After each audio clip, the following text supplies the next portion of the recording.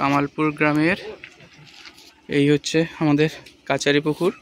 এই কাচারি পুকুর থেকেই একটা আজকে সকালে জাল খেয়ানো হয়েছিল।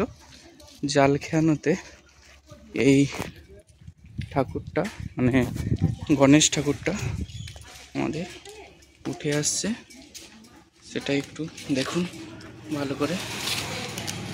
আজ সকালবেলা এই ঠাকুরটা উঠে আসছে। কামালপুর গ্রামের এই হচ্ছে আমাদের কাচারি পুকুর। এই কাচারি পুকুর থেকেই একটা আজকে সকালে জাল খেয়ানো হয়েছিল।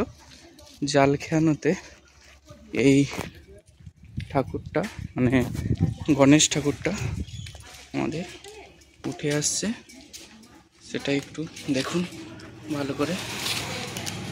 আজ সকালবেলা এই ঠাকুরটা উঠে আসছে।